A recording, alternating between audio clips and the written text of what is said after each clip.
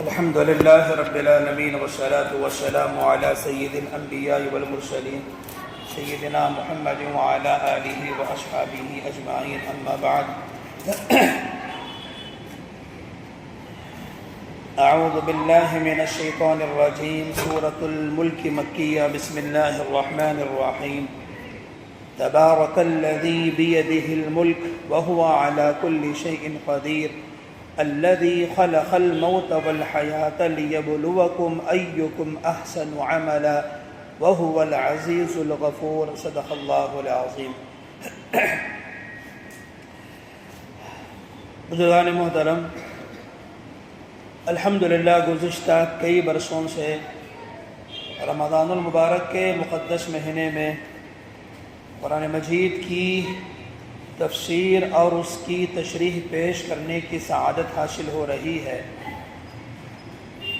گزشتہ سالوں میں ایسا ہوا کہ کبھی تو سورہ کہف کی تفسیر آپ حضرات کے سامنے پیش کی گئی اور کبھی سورہ حجرات کی تو کبھی سورہ لقمان کی۔ ایسا بھی ہوا کہ بعض موقعوں پر قرآن مجید کی جو شروع کی صورتیں ہیں ان 25 صورتوں کی تفسیر پیش کی گئی، اور بعض مرتبہ قرآن مجید کی آخری 25 صورتیں جو عموماً ہم عموماً نمازوں میں پڑھتے ہیں اس کی تفسیر پیش کرنے کا بھی موقع ہوا، اور بعض مرتبہ ایسا بھی ہوا کہ تراویح میں جو پارہ پڑھا جاتا تھا اس میں ایک آیت منتخب کر کے مختصر اس کی تشریح پیش کی جاتی تھی۔ اس مرتبہ ارادہ ہوا کہ قرآن مجید کا 29واں پارہ جس کی صورتیں عموماً نماز فجر میں پڑھی جاتی ہیں، جس کی تلاوت ہمیں نماز فجر میں سننے کا موقع ملتا ہے، تو بہتر یہ ہے کہ مختصر طور پر ان صورتوں کی تشریح اور اس میں اللہ تبارک و تعالیٰ نے کیا مضامین بیان کیا ہے اس کو آپ حضرات کے سامنے پیش کر دیا جائے۔ تو میں نے اس وقت آپ کے حضرات کے سامنے قرآن مجید کا جو 29واں پارہ ہے اس کا جو پہلا سورہ ہے سورہ ملک، جسے ہم سورہ تبارک کہتے ہیں، یہی تو نام ہے، اکثر ہمارے درمیان یہی مشہور ہے، سورہ ملک کو اکثر لوگ سورہ تبارک کہتے ہیں، اصل میں اس کا نام ہے سورہ ملک۔ سورہ ملک کی 2 آیتیں میں نے آپ حضرات کے سامنے پڑھی ہیں، مختصر طور پر اس کی تشریح پیش کر کے میں اپنی گفتگو کو ختم کرتا ہوں۔ سورہ ملک یہ 30 آیتوں پر مشتمل قرآن مجید کی ایک صورت ہے، اور یہ ایسی عجیب و غریب صورت ہے کہ آقا نبی اکرم صلی اللہ علیہ وسلم نے اس کی بے شمار فضیلتیں بیان فرمائی ہیں۔ ایک روایت میں آتا ہے، حضرت ابن عباس رضی اللہ عنہ فرماتے ہیں کہ آقا نبی اکرم صلی اللہ علیہ وسلم نے ایک موقع پر فرمایا کہ میرا دل چاہتا ہے کہ سورہ ملک میرے ہر امتی کے دل میں موجود ہو۔ سمجھ رہے ہیں؟ ایک مرتبہ آقا نبی اکرم صلی اللہ علیہ وسلم نے فرمایا میرا دل چاہتا ہے کہ سورہ ملک، سورہ تبارک میرے ہر امتی کے دل میں موجود ہو۔ اور ایک موقع پر آقا نبی اکرم صلی اللہ علیہ وسلم نے فرمایا کہ دیکھو قرآن مجید میں ایک سورت ہے جو صرف 30 آیتوں پر مشتمل ہے۔ کتنی آیتیں؟ 30 آیتوں پر مشتمل ہے، وہ اپنے پڑھنے والے کی سفارش کرتے رہتی ہے یہاں تک کہ اس کو جنت میں داخل نہ کرا دے۔ اور خود آقا نبی اکرم صلی اللہ علیہ وسلم بھی سورہ ملک پڑھنے کا ایسا اہتمام فرماتے تھے کہ رات کو جب تک آقا نبی اکرم صلی اللہ علیہ وسلم سورہ ملک اور سورہ الف لام میم سجدہ نہ پڑھ لیتے بستر پر تشریف نہیں لے جاتے۔ اہتمام سے روزانہ رات کو یہ سورت پڑھنے کا آپ صلی اللہ علیہ وسلم کا معمول تھا۔ اور ایک موقع پر آقا نبی اکرم صلی اللہ علیہ وسلم نے فرمایا کہ سورہ ملک ہے نا، یہ سورہ ملک یہ عذاب قبر سے نجات دلاتی ہے۔ آقا نبی اکرم صلی اللہ علیہ وسلم نے فرمایا ایک موقع پر سورہ ملک ہی المنجیہ ہی المانعہ، وہ نجات دینے والی ہے، وہ بچانے والی ہے، وہ روکنے والی ہے۔ صحابہ نے پوچھا کس چیز سے بچانے والی؟ تو آقا نبی اکرم صلی اللہ علیہ وسلم نے فرمایا وہ اپنے پڑھنے والے کو عذاب قبر سے بچاتی ہے۔ اور ایک موقع پر آقا نبی اکرم صلی اللہ علیہ وسلم نے فرمایا جو بندہ سورہ ملک کو اور سورہ الف لام میم سجدہ کو پڑھتا ہے اللہ تبارک و تعالی ایڈیشنل اس کے لیے 70 نیکیاں لکھتے ہیں اور اس کی 70 خطاؤں کو معاف فرماتے ہیں۔ اور ایک موقع پر تو آپ نے یوں فرمایا کہ جو آدمی سورہ الف لام میم سجدہ اور سورہ ملک پڑھتا ہے اللہ تبارک و تعالی اس کو شب قدر میں عبادت کرنے کے برابر ثواب عطا فرماتے ہیں۔ اصل میں مصیبت یہ ہے کہ ہم لوگ ہیں نا قرآن مجید سے بہت غافل ہیں۔ یہاں پر رمضان کی برکت سے اتنا مجمع یہاں پر بیٹھا ہوا ہے، میں آپ لوگوں سے ایک چھوٹا سا سوال کرنا چاہتا ہوں کہ گزشتہ رمضان سے لے کر اب اس رمضان تک کتنے لوگوں کو کم سے کم پورے سال میں ایک مرتبہ مکمل قرآن مجید پڑھنے کی توفیق ہوئی؟ بتا سکتے ہیں کوئی؟ میرا تو دل چاہ رہا ہے کہ میں ایسے خوش نصیب چہروں کو دیکھوں۔ گزشتہ رمضان سے لے کر اس رمضان تک کتنے بندے ایسے ہیں جنہیں اس قرآن مجید کو مکمل ایک مرتبہ حفظ نہیں کم سے کم ناظرہ دیکھ کر پڑھنے کی کتنے لوگوں کو سعادت حاصل ہوئی؟ سمجھ رہے ہیں؟ 2 3 4 5 6 7 اللہ تبارک و تعالی اللہ آپ کے علم میں عمل میں خوب ترقی عطا فرمائے۔ بھائیو میں بلا مبالغہ کہہ سکتا ہوں اسی مجلس میں بعض احباب ایسے بھی ہوں گے جن کو گزشتہ رمضان سے لے کر اس رمضان تک قسم بخدا قرآن مجید کو چھونے کی بھی توفیق نہیں ہوئی ہے۔ پڑھنا تو بہت دور کی بات ہے، چھونے کی بھی توفیق نہیں ہوئی ہے۔ یہ اصل میں اللہ تبارک و تعالیٰ کی طرف سے ایک عذاب ہے جو ہم لوگوں پر مسلط ہے۔ اس لیے خدا کے لیے غفلتوں سے باہر نکلیں۔ قرآن مجید اگر پڑھنا نہیں آتا تو سیکھنا شروع کریں۔ بہرحال دنیا میں کتنے دن زندہ رہنا بھائی؟ میں بار بار کہتا ہوں گزشتہ رمضان میں کتنے ہمارے دوست احباب ہمارے درمیان تھے، اب وہ نہیں ہیں۔ اگلے رمضان تک ہم باقی رہیں گے اس کی کوئی گارنٹی نہیں ہے۔ قبل اس کے کہ موت آ کر ہمیں جکڑ لے قرآن مجید سے اپنا تعلق مضبوط کر لیں، قرآن مجید کو پڑھنا شروع کریں۔ آقا نبی اکرم صلی اللہ علیہ وسلم کا مزاج اور معمول ہے کہ رات کو سونے سے پہلے آپ جو ہے سورہ ملک کی تلاوت کیا کرتے تھے۔ ایک روایت میں آقا نبی اکرم صلی اللہ علیہ وسلم نے فرمایا کہ سورہ ملک تو سورہ مجادلہ ہے، یہ جھگڑنے والی ہے۔ صحابہ نے پوچھا کیسے جھگڑتی ہے؟ فرمایا کہ اللہ تبارک و تعالیٰ سے یہ جھگڑتی ہے کہ میرا پڑھنے والا جو اس وقت خبر میں آ چکا ہے آپ اس کی مغفرت فرما دے، اگر مجھے آپ کی کتاب میں باقی رکھنا ہے ورنہ آپ مجھے قرآن مجید سے باہر نکال دیں۔ سورہ ملک اللہ تبارک و تعالیٰ سے جھگڑتی ہے، وہ کہتی ہے کہ اگر میں آپ کی کتاب کا قرآن مجید کا حصہ ہوں تو آپ اس کے بارے میں میری شفاعت کو قبول کیجئے اور آپ عذاب قبر سے اسے نجات دیجئے ورنہ آپ مجھے اپنی کتاب سے نکال دیجئے۔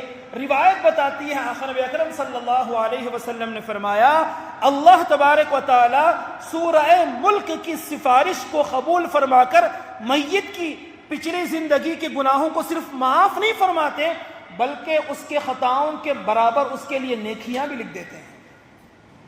اتنی عظیم صورت، بالکل مختصر ہے، 30 آیتیں ہیں۔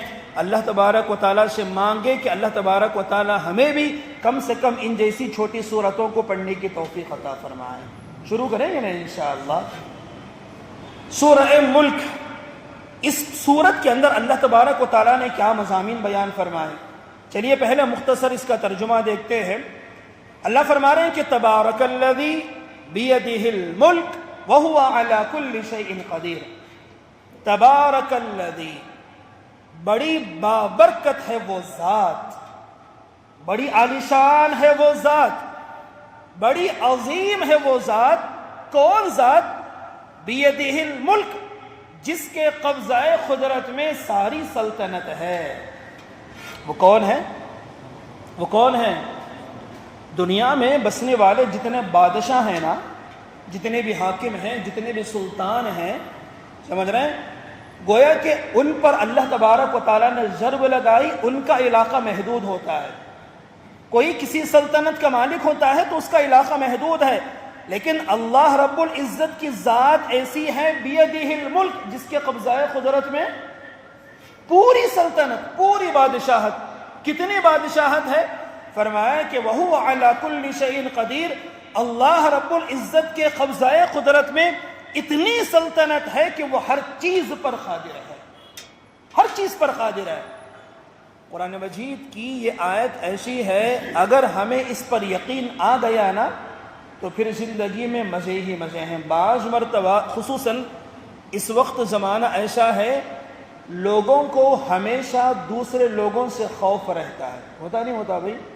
سمجھ رہے ہیں؟ رشتہ داروں میں، دوستوں میں، فرینڈس میں یہ چیز رہتی ہے، پتہ نہیں کون کب میری عزت پر حملہ کر دے، پتہ نہیں کون میرا کہاں نقصان کر دے۔ نہیں، وَهُوَ عَلَى كُلِّ شَيْءٍ قَدِيرٌ، اللہ تبارک و تعالی ہر چیز پر قادر ہے، اور جب تک اللہ تبارک و تعالی آپ کو نقصان پہنچانے کا ارادہ نہ کریں، پوری دنیا والے مل کر بھی آپ کو نقصان پہنچا نہیں سکتے۔ حضرت ابن عباس رضی اللہ عنہ فرماتے ہیں کہ ایک مرتبہ میں آقا نبی اکرم صلی اللہ علیہ وسلم کے پیچھے بیٹھا ہوا تھا، سمجھ رہے ہیں؟ میں آقا نبی اکرم صلی اللہ علیہ وسلم کے پیچھے بیٹھا ہوا تھا، حضرت عبداللہ بن عباس۔ اللہ کے نبی علیہ السلام نے ان کو بلا کر کہا، یا بنی انی اعلمک کلمات۔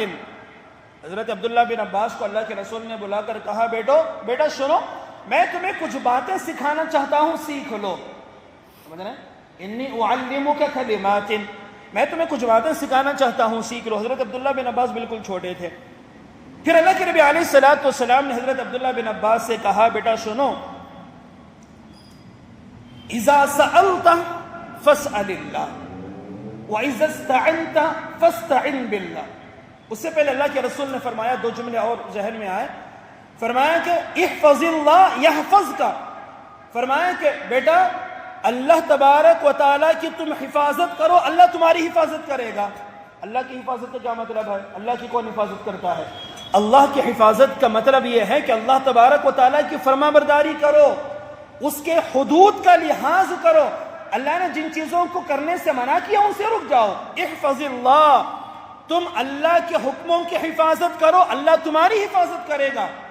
پھر دوسرا جملہ کہا، احفظ اللہ تجد تجاہک، تم اللہ کے حکموں کی حفاظت کرو، تم ہمیشہ اللہ کو اپنے سامنے پاؤ گے۔ پھر کہا تیسری بات، اذا سألت فاسأل اللہ، جب بھی تمہیں مانگنے کی ضرورت پڑے تو اللہ سے مانگو، جب بھی سوال کی، بڑا سے بڑا، چھوٹا سے چھوٹا۔ ایک روایت میں تو آقا نبی اکرم صلی اللہ علیہ وسلم نے یوں فرمایا، بھائی تمہارے پیر کا، جوتے کا تسمہ بھی اگر ٹوٹ جائے، تسمہ بولے تو سول، کوئی بڑی چیز ہے بھائی، میرے جوتے کا تسمہ ٹوٹ گیا، سمجھ رہے ہیں؟ اللہ کے نبی علیہ السلام نے فرمایا، تمہارے جوتے کا تسمہ بھی اگر ٹوٹ جائے وہ بھی اللہ سے مانگو، اللہ دینے کے لیے تیار ہے۔ وَإِذَا اسْتَعِنْتَ فَاسْتَعِنْ بِاللَّهِ، جب بھی مدد تمہیں حاصل کرنے کی ضرورت پڑے اللہ سے مدد چاہو۔ پھر اگلا جملہ، وہ اصل مجھے کہنا ہے۔ اس کے بعد اللہ کے نبی علیہ السلام نے فرمایا، بیٹا سنو، فرمایا کہ لو ان الامت لو اجتمعت على ان يضروك بشيء لم يضروك الا بشيء قد كتبه الله لك۔ فرمایا کہ بیٹا سنو، ساری امت مل کر بھی اگر، دنیا میں بسنے والے سارے انسان اور جنات مل کر بھی اگر تمہیں نقصان پہنچانا چاہے، اور اللہ کی ذات اگر تمہیں نقصان نہ پہنچانا چاہیں، تو پوری دنیا والے مل کر بھی تمہیں نقصان پہنچا نہیں سکتے۔ پوری دنیا والے، وہ شاید سازشیں کر لیں، تدبیریں کر لیں، جتنا چاہیں خلاف بولیں، جو چاہیں کرتے رہیں، اس کا یقین رکھو دنیا والے ہمارا کوئی کچھ بگاڑ ہی نہیں سکتے جب تک کہ اللہ تبارک و تعالیٰ ارادہ نہ کر لے۔ اور آگے اللہ کے نبی علیہ السلام نے فرمایا، بیٹا اگر دنیا والے سب مل کر اگر تمہیں نفع پہنچانا چاہیں، اور اللہ کی ذات اگر تمہیں نفع نہ دینا چاہے، تو ساری دنیا والے مل کر بھی تمہیں نفع پہنچا نہیں سکتے۔ نفع پہنچانے والی ذات اللہ کی، نقصان پہنچانے والی ذات اللہ کی۔ جب نفع دینے والے اللہ، نقصان پہنچانے والے اللہ، اب ذرا بولو، لوگوں کی سازشوں سے کیا ہمارا کوئی بگڑ سکتا ہے؟ اسی کو اللہ نے فرمایا وَهُوَ عَلَى كُلِّ شَيْءٍ قَدِيرٌ، اللہ ہر چیز پر قادر ہے۔ آپ کو کوئی نقصان پہنچانا چاہے، اللہ نے ارادہ کر لیا کہ آپ کو نقصان نہیں ہونا، یاد رکھیں کسی کی سازش، کسی کی تدبیر آپ کا کچھ بگاڑ نہیں سکتی۔ تبارک الذی، بڑی بابرکت ہے وہ ذات، بیدہ الملک، جس کے قبضہ قدرت میں ساری سلطنت ہے، وَهُوَ عَلَى كُلِّ شَيْءٍ قَدِيرٌ، اور وہ ہر چیز پر قادر ہے۔ اور دوسری آیت میں اللہ نے فرمایا اللہ کی ذات کون ہے؟ الذی خلق الموت والحیات لیبلوکم ایکم احسن عملا، فرمایا کہ اللہ کی ذات وہ ہے جس نے موت کو اور زندگی کو پیدا کیا۔ الذی، جس نے خلق، پیدا کیا، الموت، موت کو، والحیات، زندگی کو۔ اللہ کی ذات وہ ہے جس نے زندگی کو بھی پیدا کیا، جس نے موت کو بھی پیدا کیا۔ علماء نے یہاں پر ایک بڑی عجیب بات لکھی، زندگی اور موت کا ذکر کر کے اللہ تبارک و تعالی دنیا میں بسنے والے بادشاہوں کو، حاکموں کو، سلطانوں کو، ظالم مافیوں کو یہ پیغام دینا چاہ رہے ہیں کہ تمہاری بادشاہت، تمہاری سلطنت، تمہاری حکومت، تمہارا ظلم، یہ بہت چند دن کی بات ہے، تم سب کو حاضر میرے پاشی ہونا ہے۔ بادشاہت صرف اللہ کی باقی رہے گی، ورنہ دنیا میں بسنے والے سارے بادشاہ موت کا ضرور شکار ہوں گے۔ آپ نے وہ حدیث سنی ہوگی، روایتوں میں آتا ہے کہ قیامت کے قریب اللہ تبارک و تعالی قیامت طاری کر کے جب ساری دنیا کو فنا کر دیں گے، کوئی دنیا میں باقی نہیں رہے گا، پوری دنیا ٹوٹ پھوٹ کر فنا ہو جائے گی۔ سب کو موت آ گئی۔ موت آنے کے بعد جان نکالنے والے جو فرشتے ہیں کون؟ حضرت بولو بھی، ڈرو نہ کو آتے نہیں، سمجھ رہے؟ روح نکالنے والے فرشتے کا نام کیا ہے؟ اسرافیل۔ اسرافیل بعد آئے ہیں۔ اسرائیل کون ہے؟ اسرائیل، سمجھ رہے ہیں؟ اسرائیل اللہ رب العزت کے دربار میں حاضر ہوں گے۔ اللہ پوچھیں گے اسرائیل کون بچا؟ حضرت اسرائیل بولیں گے اے اللہ، سب پر موت طاری ہو گئی، اگر بچا ہے تو صرف وہ فرشتے جنہوں نے آپ کے عرش کو اٹھائے رکھا ہے، جنہوں نے آپ کے عرش کو اٹھائے رکھا ہے۔ اور کون بچا؟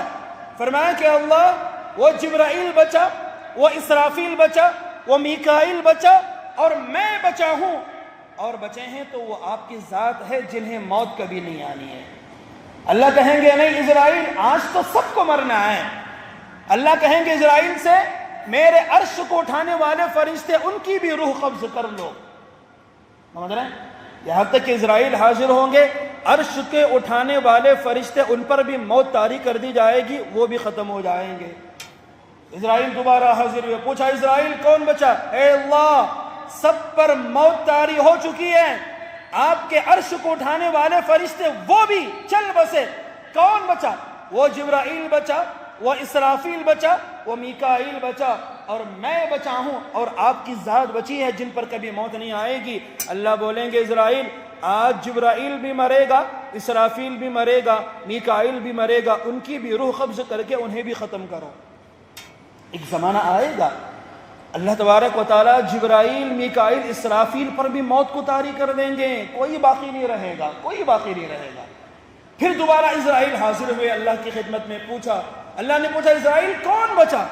اے اللہ، اب کوئی نہیں بچا، پوری آپ کی بنائی ہوئی کائنات میں سب پر موت طاری ہو چکی ہے، اگر کوئی بچا ہے تو وہ اسرائیل ہے جو آپ کے سامنے ہے، اور وہ آپ کی ذات ہے جسے کبھی موت نہیں آنی ہے۔ بس پوری عالم میں، پوری کائنات میں ہم دو بچے ہیں، تو اللہ تبارک و تعالیٰ بولیں گے اسرائیل تو بھی تو مخلوق ہے، تو بھی تو مخلوق ہے، تجھے بھی تو موت آنی ہے۔ چنانچہ اسرائیل پر جو اب تک دوسروں کی روح کو قبض کر کے دوسروں پر موت طاری کیا کرتے تھے، حضرت اسرائیل کو بھی خود موت آ جائے گی، وہ بھی مر جائیں گے، ان کی بھی روح قبض کر لی جائے گی۔ اب اس وقت پوری کائنات کے اندر امیجن کریں، ذرا سوچیں وہ کیسا منظر ہوگا، پورے عالم کے اندر، ساتوں آسمان، ساتوں زمین، پورے عالم کے اندر اللہ کی ذات کے علاوہ کوئی باقی نہیں رہے گا۔ روایتیں بتاتی ہیں اس وقت اللہ تبارک و تعالی 50,000 سال تک اپنے پورے جلال کے ساتھ اعلان کریں گے، کہاں ہے وہ دنیا کے ظالم بادشاہ، کہاں ہے وہ ظالم بادشاہ حکومتوں کے چلانے والے، سلطنتوں پر ناز کرنے والے، اپنی طاقت علم کے گھمنڈ پر دوسروں پر ظلم کرنے والے، ہے کوئی بادشاہت کا دعویٰ کرنے والا، ہے کوئی سلطنت کا دعویٰ کرنے والا، ہے کوئی حکومت کا دعویٰ کرنے والا؟ 50,000 سال تک اللہ تبارک و تعالی پورے عزت و جلال کے ساتھ برابر پکارتے رہیں گے، کائنات سے ذرہ برابر کوئی آواز نہیں آئے گی۔ اللہ بولیں گے لمن الملک اليوم، بولو بھئی بادشاہت کس کے لیے ہے؟ آج بولو، آج بولو، آج بولو۔ بادشاہت ہر ایک کی اپنی اپنی بادشاہت ہے نا، کسی کے پاس ملک ہے، کسی کے پاس گھر ہے، ہر ایک اپنے اپنے علاقے میں بادشاہ بنا ہوا ہے، یہ تو ہے۔ ہر آدمی ظالم ہے، ظلم اپنے اپنے طور سے کرتا ہے، کوئی زبان سے ظلم کر رہا ہے، کوئی رویے سے ظلم کر رہا ہے۔ اللہ بولیں گے لمن الملک اليوم، ہے کوئی بادشاہ؟ بولو بادشاہت کس کے لیے؟ پھر اللہ تبارک و تعالیٰ جواب دیں گے للہ الواحد القہار، بادشاہت تو صرف اسی واحد قہار کے لیے ہے۔ اسی کو اللہ نے فرمایا الذی خلق الموت والحیات، اللہ کی ذات وہ ہے جس نے موت کو بھی پیدا کیا، زندگی کو بھی پیدا کیا۔ پیدا کر کے اللہ چاہتے کیا ہیں؟ لیبلوکم، زندگی اور موت پیدا کر کے اللہ تبارک و تعالیٰ تمہیں آزمانا چاہتے ہیں، اللہ تمہارا امتحان لینا چاہتے ہیں۔ کس کا امتحان؟ ایکم احسن عملا، اللہ امتحان لینا چاہتے ہیں، وہ دیکھنا چاہتے ہیں کہ تم میں کون بندہ اچھے اعمال کر کے آئے گا۔ کیسے عمل؟ علماء نے یہاں پر ایک بڑی عجیب بات لکھی، دیکھو اللہ نے کہا اللہ کی ذات وہ ہے جس نے موت اور زندگی کو پیدا کیا، وہ تمہیں آزمانا چاہتا ہے، وہ یہ دیکھنا چاہتا ہے کہ تم میں کون بندہ اچھے اعمال کر کے آتا ہے۔ علماء فرماتے ہیں اللہ نے یوں نہیں کہا ایکم اکثر عملا، علماء فرماتے ہیں اللہ رب العزت کے دربار میں عمل کی کاؤنٹنگ نہیں ہوتی، وہاں تو اعمال کو وزن کیا جاتا ہے، تولا جاتا ہے۔ بات سمجھ رہے ہیں؟ زیادہ کرنا اصل نہیں ہے، اچھا کرنا ہی اصل ہے۔ میری بات سمجھ رہے ہیں آپ؟ وہاں پر اعمال کو کاؤنٹ نہیں کیا جاتا، وہاں پر اعمال کو وزن کیا جاتا ہے۔ فمن ثقلت موازینہ، جس کا پلڑا بھاری ہو گیا، اعمال تولے گئے، پلڑا بھاری ہو گیا، وہ جنت میں چلا جائے گا۔ وہاں پر اعمال کی گنتی نہیں ہوتی، وہاں پر اعمال کو تولا جاتا ہے۔ کیوں؟ اپنی دنیا میں روایتیں بتاتی ہیں بعض مرتبہ بعض لوگ بہت زیادہ اعمال لے کر آئیں گے، لیکن اس کے مقابلے میں ایک آدمی ایک عمل لے کر آئے گا، لیکن اس کے عمل میں اخلاص ہونے کی وجہ سے، اس کا عمل صحیح ہونے کی وجہ سے، اس کا وہ ایک عمل اس کے ہزاروں اعمال پر بھاری ہو جائے گا۔ دنیا میں بھی آپ نے دیکھا ہوگا ترازو کے دو پلڑوں میں اگر ہم ایک جگہ پر روئی رکھ دیں بہت زیادہ، اور دوسرے طرف صرف 1 کلو لوہا رکھ دیں تو کون سا زیادہ بھاری ہوگا؟ لوہا ہی بھاری ہوگا نا۔ اور آگے چلیں، ایک طرف ترازو کے دو پلڑوں میں آپ نے ایک طرف 100 kg لوہا رکھ دیا اور ایک طرف آپ نے 1 kg سونا رکھ دیا، کس کی قیمت زیادہ ہوگی؟ تو بالکل اسی طرح اللہ تبارک و تعالیٰ فرما رہے ہیں اللہ کی ذات وہ ہے جس نے زندگی اور موت کو پیدا کیا تاکہ وہ تمہیں آزمائے، تمہارا امتحان لے کہ تم میں کون اچھے عمل کر کے آتا ہے۔ عمل سے زندگی بنتی ہے، جنت بھی جہنم بھی۔ قرآن مجید میں اللہ تبارک و تعالیٰ ایک عجیب اصول اللہ نے بیان کیا۔ قرآن میں اللہ نے جہاں جہاں بھی ایمان کا ذکر کیا نا، فوراً عمل کا ذکر، ان الذین آمنوا وعملوا الصالحات، ان الذین آمنوا وعملوا الصالحات۔ علماء فرماتے ہیں ایمان کے ساتھ مرتے ہی فوراً ڈائریکٹ اگر جنت میں جانا ہے، ادھر روح نکلی فوراً جنت میں چلے گئے۔ موت کے بعد اگر فوراً جنت میں جانا ہے، ایمان کے ساتھ میں اچھے اعمال کا ہونا ضروری ہے۔ اگر ایمان تو ہماری زندگی میں ہے، اگر اچھے اعمال ہماری زندگی میں نہیں ہے تو ایمان کی بدولت ہمیں جہنم سے چھٹکارا تو ملے گا، لیکن برے اعمال ہونے کی وجہ سے لمبے عرصے تک جہنم میں جلنا پڑے گا۔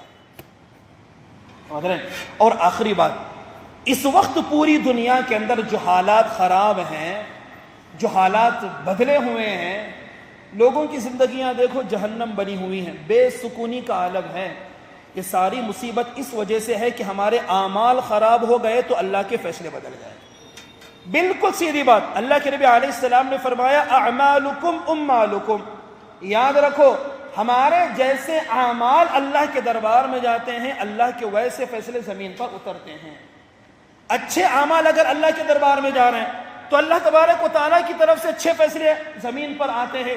اگر ہمارے اعمال برے ہو جاتے ہیں، علماء نے فرمایا بے شمار مصیبتیں، بلکہ قرآن مجید میں اللہ تبارک و تعالیٰ نے فرمایا کہ من اعرض عن ذکری، جو میری یاد سے اعراض کرتا ہے، جس کے اعمال برے ہو جاتے ہیں، جو بد عملی میں جو زندگی گزارتا ہے۔ بد عملی کا مطلب آپ لوگ یہ مت سوچو چوری کرنا، زنا کرنا، بدکاری کرنا صرف یہی برا عمل ہے، نماز نہیں پڑھنا بھی برا عمل ہے، بات سمجھ رہے ہیں؟ نمازوں کو چھوڑ دینا یہ بھی برا عمل ہے۔ عموماً ہوتا کیا ہے، جب برے عمل کا ذکر لیا جاتا ہے تو ہم سوچتے ہیں کہ بھئی میں تو پنجوختہ، یعنی حضرت بولنے کا مطلب یہ ہے کہ جھوٹ نہیں بولنا، صرف یہی ہمارے ذہنوں میں آتا ہے، جبکہ ہماری زندگیوں سے نماز غائب ہے، یہ بھی تو برا عمل ہے۔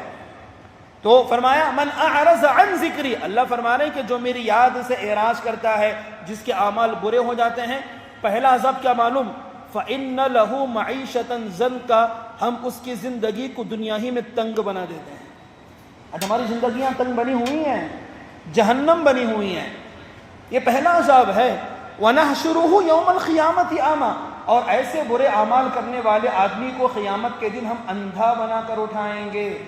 اور یاد رکھو، جب آدمی برے اعمال کرتا رہتا نا، برا عمل کرتے کرتے کرتے کرتے ایک زمانہ وہ بھی آتا ہے اللہ تبارک و تعالیٰ برے عمل کا احساس اس کے دل سے ختم کر دیتے ہیں۔ گناہ کر رہا روزانہ لیکن گناہ کرنے کا احساس ہی نہیں ہے۔ علماء نے یہاں تک لکھا برے اعمال کرتے کرتے ایک زمانہ وہ بھی آتا ہے توبہ کی بھی توفیق چھن جاتی ہے، توبہ کی توفیق نہیں ہوتی۔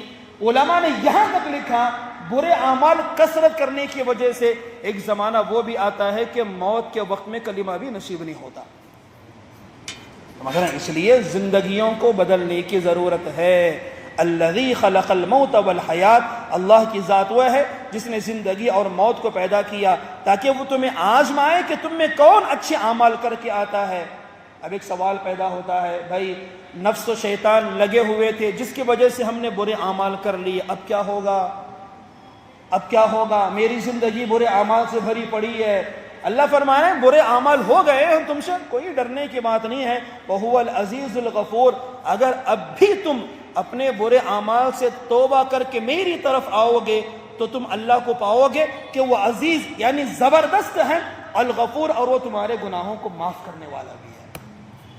تو ممکن ہے کہ بھائیو پتہ نہیں ہم میں سے کس کا یہ رمضان آخری رمضان ہوگا، اللہ کرے سب کو صحت و عافیت کے ساتھ اگلا رمضان بھی نصیب فرمائے۔ اس لیے آج کی مجلس میں ہم نیت کریں گے کہ آج کی رات میں انشاءاللہ ہم اللہ سے صلح کر لیں گے، صلح کریں گے نا انشاءاللہ، پچھلی زندگی سے گناہوں سے توبہ کریں گے نا انشاءاللہ۔ اس کے لیے آج ہی سے استغفار کو شروع کرو۔ کسے شروع کرو؟ استغفار، روزانہ کثرت سے استغفار، پچھلے گناہوں کو سوچتے رہنا، استغفار کرتے رہنا، پچھلی زندگی کے گناہوں کو یاد کرتے رہنا، استغفار کرتے رہنا۔ اتنا زیادہ استغفار کرنا، اللہ کے نبی علیہ السلام نے فرمایا، وہ جب بھی میں حدیث پڑھتا ہوں تو میری ہمت خود بڑھ جاتی ہے۔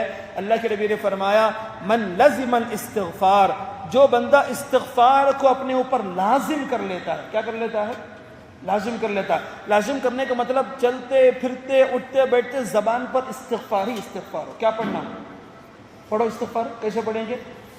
استغفر اللہ، استغفار کے الگ الگ دعائیں ہیں۔ استغفر اللہ ربی من کل ذنب واتوب الیہ، استغفر اللہ الذی لا الہ الا هو الحی القیوم واتوب الیہ، استغفر اللہ واتوب الیہ۔ اگر اتنا پڑھنا نہیں ہوتا، کم سے کم استغفر اللہ استغفر اللہ استغفر اللہ استغفر اللہ اتنا کثرت سے پڑھو۔ اللہ کے رسول نے فرمایا جو بندہ استغفار کو اپنے اوپر لازم کر لیتا ہے، 3 نعمتیں اللہ اسے دیتے ہیں۔ جعل اللہ لہ من کل ضیق مخرجا، اللہ تبارک و تعالی استغفار پڑھنے والے کے لیے اس کی ہر تنگی میں کوئی نہ کوئی راستہ اللہ نکال دیتے ہیں۔ ہر تنگی میں، آپ کا کتنا بھی بڑا کام کیوں نہ ہو، ہر تنگی میں اللہ اس کے لیے راستہ نکالتے ہیں۔ پھر دوسرا فرمایا وَمِن كُلِّ هَمٍّ فَرَجًا، اور ہر غم سے اللہ اسے نجات دیتے ہیں۔ ہر تنگی میں راستہ اللہ نکال رہے ہیں اور ہر غم سے اللہ نجات دے رہے ہیں۔ پھر فرمایا تیسرا انعام اللہ کی طرف سے یہ ہے وَرَزَقَهُ مِنْ حَيْثُ لَا يَحْتَسِبُ، اللہ اسے ایسی جگہ سے روزی پہنچائیں گے جہاں سے روزی آنے کا اسے گمان بھی نہیں ہوگا۔ اس لیے روزانہ کم سے کم 1000 مرتبہ استغفار پڑھنے کی عادت ڈالو. اللہ تبارک و تعالیٰ سے دعا ہے کہ اللہ تبارک و تعالیٰ عمل کی توفیق عطا فرمائے. میرا ارادہ یہ ہے اگر حضرت نے 9:30 بجے تراویح ختم کر دی تو یہ درس اور تفسیر کا سلسلہ صرف 20 منٹ رہے گا انشاءاللہ. 20 منٹ کی گفتگو میں سمجھتا ہوں کہ بشاشت اتنی ہی دیر تک باقی رہتی ہے. 20 منٹ کے بعد تھکان، نیند، پتہ نہیں تقاضے آتے رہتے ہیں. مختصر بات سنیں لیکن عمل کی نیت سے سنیں. ٹھیک ہے انشاءاللہ. لمبے چوڑے بیانات تو ہم نے بہت زیادہ سن لیے ہیں. اللہ نے الحمدللہ اساتذہ کی برکت سے اتنا تو اللہ نے توفیق دی ہے. اگر آپ سنتے رہیں نا بات سے بات چلتی ہی رہے گی. قرآن مجید تو علوم کا سمندر ہے، سمجھ رہے ہیں. لیکن نیت کریں بات مختصر سنیں گے لیکن عمل کی نیت سے سنیں گے. اور آج کے دن جو سن کر جائیں گے کل کا سورج طلوع ہونے سے پہلے اسے اپنی زندگی کا حصہ بنا کر عمل شروع کریں گے. کل میں پوچھوں گا کہ کل سے لے کر اب تک کتنے لوگوں نے کتنی مرتبہ استغفار کیا. پڑھیں گے نا انشاءاللہ. اللہ تبارک و تعالی عمل کی توفیق عطا فرمائے. آمین. وآخر دعوانا الحمدللہ رب العالمین. سبحان اللہ.